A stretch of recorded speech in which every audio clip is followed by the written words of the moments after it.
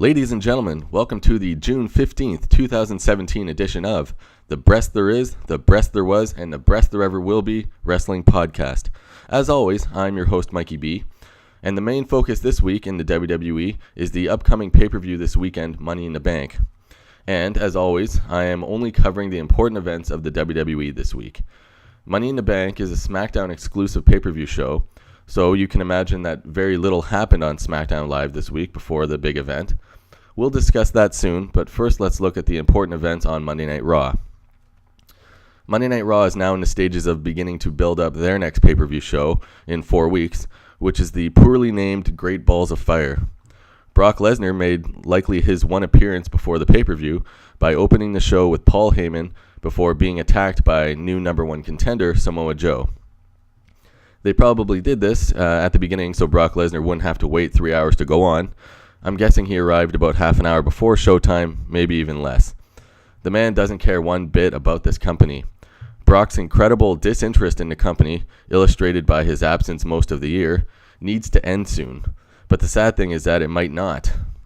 What's even more sad is that enough fans are okay with his once-in-a-blue-moon appearances because he's kind of famous.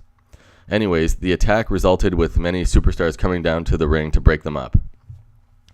On the show, the company also announced that Roman Reigns would be coming to Raw next week to announce plans for SummerSlam. I don't like when the WWE looks ahead so much. Here we have a guy in Roman Reigns who should be busy in a program for Great Balls of Fire, but instead will make plans for 2 months from now first. My guess is that he will want a title shot against whomever wins between Lesnar and Samoa Joe. I mean, he certainly isn't coming out to say that he wants a shot at the Intercontinental title or something. The WWE's new Golden Boy is being pushed towards top championship status now and for probably as long as he's in the company. We also were introduced to a new feud between Bray Wyatt and Seth Rollins, and while I don't mind this matchup, the WWE has illustrated their incompetence by completely ignoring the Bray Wyatt-Finn Balor program, which they hinted at shortly after WrestleMania numerous times. They decided to drop that storyline and ignore it. And by doing so, they insult the WWE fans' intelligence, assuming that we all will forget about the early development of this feud. And this could have been a great program, as they could have done the two facing each other, and then after 1 or 2 bouts, have Balor become his Demon King persona, and give him the push by winning the feud. Bray Wyatt and the Demon King in the same ring would be something that I'm sure just about everybody would be interested to see. This still could happen in the future, but WWE should think about their writing a bit further than this. Later in the show, we saw for the second time in as many weeks, Big Cass laying motionless on the ground backstage after an attack. Again, we could see the tag team of the Revival pass by in the background while Cass was getting help. I sure hope that all of this doesn't culminate with Enzo and Big Cass taking on the Revival. That would be very weak in my opinion. It would be great if these attacks tied in with the Kurt Angle secret information angle. We're still waiting on this development. The main event of the night had a 2 out of 3 falls match for the Raw Tag Team titles with Sheamus and Cesaro and the Hardy Boys. After each team won a decision, the third decision was ruled as a countout, meaning that Sheamus and Cesaro retained their titles.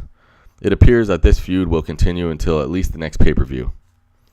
Moving over to SmackDown Live, in the final days before their pay-per-view show, Money in the Bank, the company does what it typically does and gives us plenty of mixed tag team matches. It was a very uneventful broadcast, with the only thing which was new from the previous week was that Zack Ryder made his return and rejoined Mojo Rawley to reform the Hype Bros tag team. All of the matches for the show were already in place, so this week was forgettable.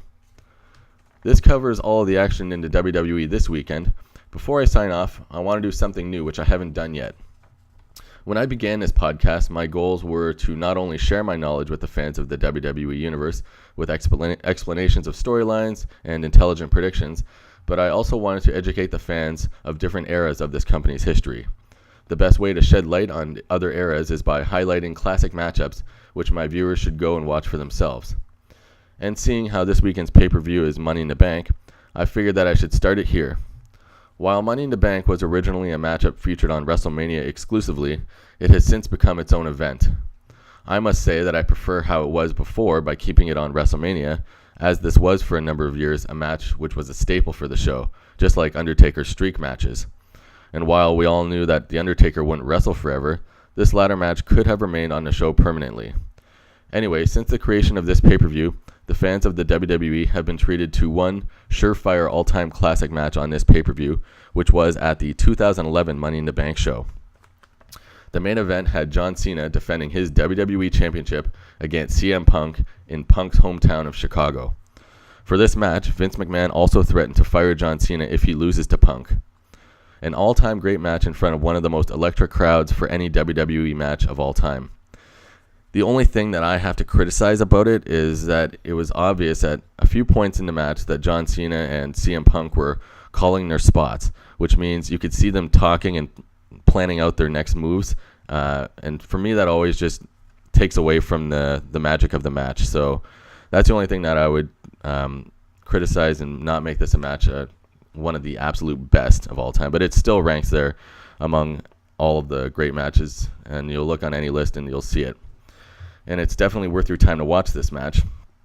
I will continue to also suggest other matches in the future, but for now, this one will satisfy. And also, speaking of John Cena, it's been mentioned on Smackdown Live that he will be returning to the show on July 4th, Independence Day.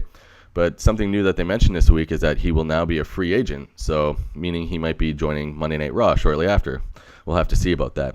But I imagine he would move over to Raw if they're going to make even a point of saying he's a free agent again.